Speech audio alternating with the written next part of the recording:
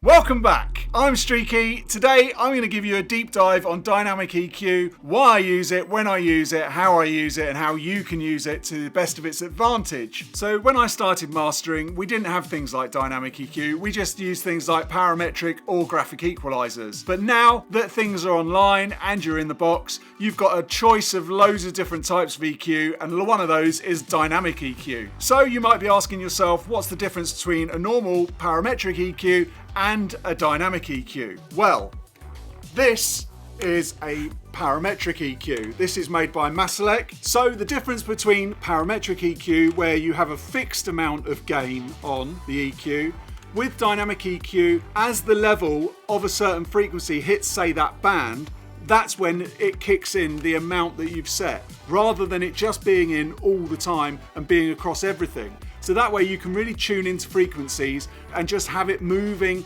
up or down when you want that to happen. Let me explain it better in the box. So let's go in there and I'll show you on a FabFilter dynamic EQ. But before we do, hold tight. I'm going to give this away, right, to one lucky subscriber. But the reason I'm giving it away is because I'm on 35,000k subs at the moment. I want to hit 50 by Christmas. So make sure that you are subscribed, ring the bell, because if I hit 50 before Christmas, I will be doing a video where I'm going to give this away. And so you need to be notified of when that happens so that you could be the lucky punter that gets my Maselec EQ that I've literally used for years and years and years. So it's amazing, by the way. So that's a great thing to watch. Make sure you're subscribed and ring the bell. If you like this, make sure that you hit the like button too. Then YouTube knows that you want to be notified when I do a video. And if we hit 50k, this little baby could be yours. Okay, let's jump into the computer. I'll show you all about dynamic EQ. So here we are inside of Pro Tools. I've got a vocal up first of all. We've got the FabFilter here. So I've just set a couple of things up. Let's just turn those off for a sec so we don't confuse ourselves.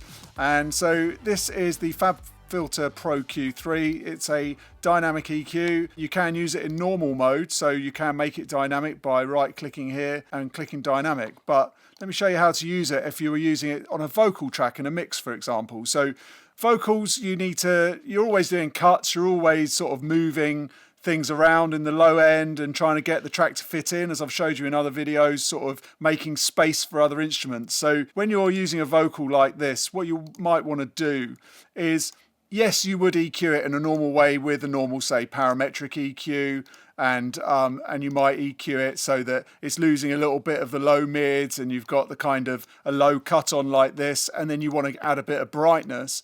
But the beauty of doing this in a dynamic mode, so if we make that dynamic, and so it just comes up like that, and make that dynamic so that it just goes down when we want it to. So the whole point of this is it's not there all the time.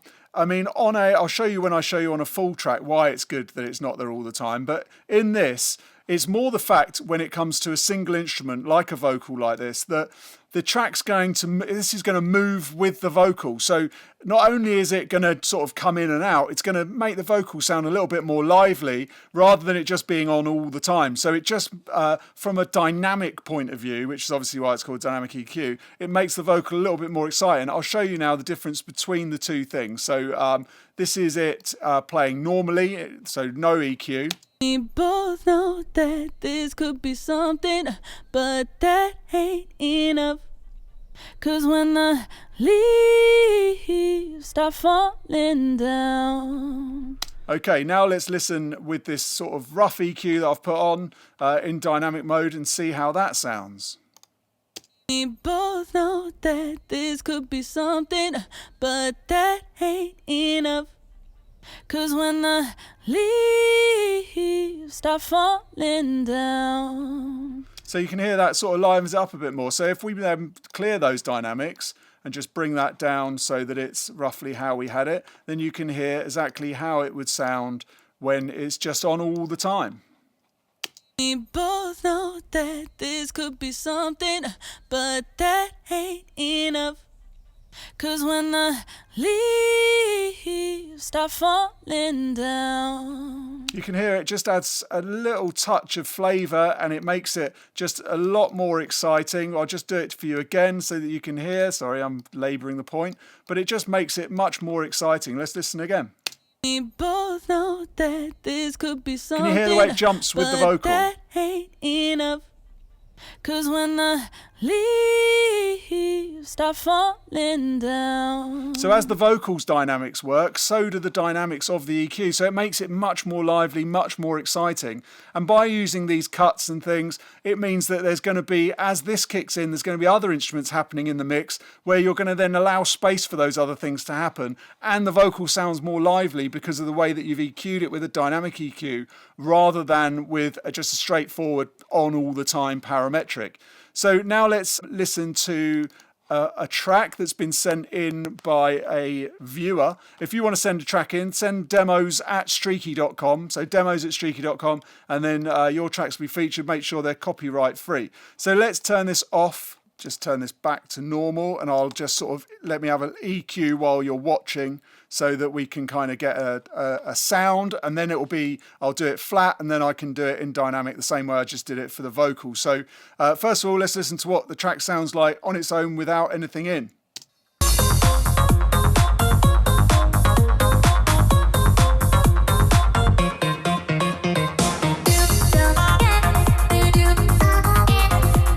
Okay, so it sounds quite kind of flat. If we just put some stuff in just to kind of, let's just make something up here. So I might put a bit of top on. Let's put some bass in. So let's, I'll leave that cut in. So let's go about 60, something like that. Let's make that dynamic. So that will give us a bit of low boost, and then there, and then let's drop the dynamic, so clear the dynamics, make dynamic, and then let's just do a little drop around 160. So this is like more of a sort of doing a little drop here will make it a little bit more open in the low mids, a bit more thump in the bass, and then we're just opening it up here with a bit of sort of 10k on quite a wide thing. So this will like make the top. So let's now hear how that sounds with it in. I'll bypass it in between so you can hear the difference.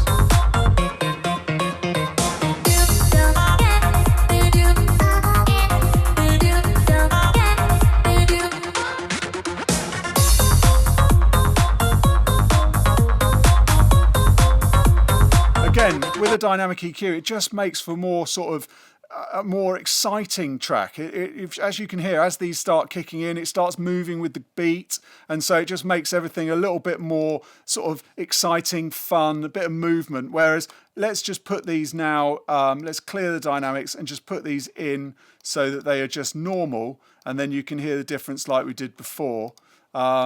And so it's in all the time. Now, I'm not saying that you shouldn't use a parametric EQ and have it in all the time. There's obviously a use for that too. So don't get me wrong. It's not that you should use dynamic EQ on everything, but there are a time and a place for things. But, you know, dynamic EQ just offer a little bit more excitement. So let's listen to this now.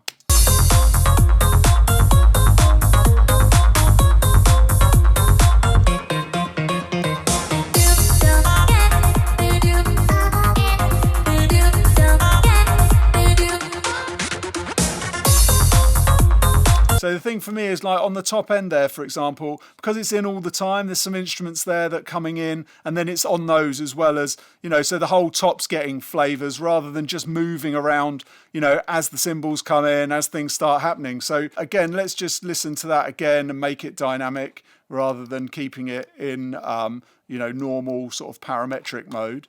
And then you can hear what I'm talking about where it just makes, you know, especially listen to it in the top end because you'll probably pick that up better. And you can hear it just sort of flutters around rather than just being everything brighter. You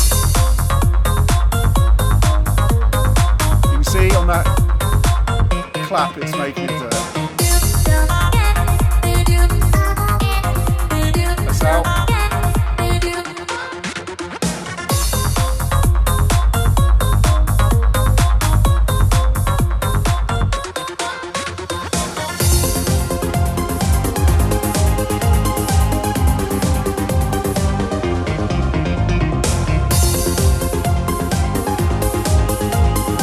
So you can see this makes a massive difference, much more exciting than in the olden days where all I had available was, a basic parametric EQ, which are great. They have their place, and definitely there's a lot of times where I'm using both at the same time. And you can do that in the Pro Q. You could have different frequencies happening and whatever.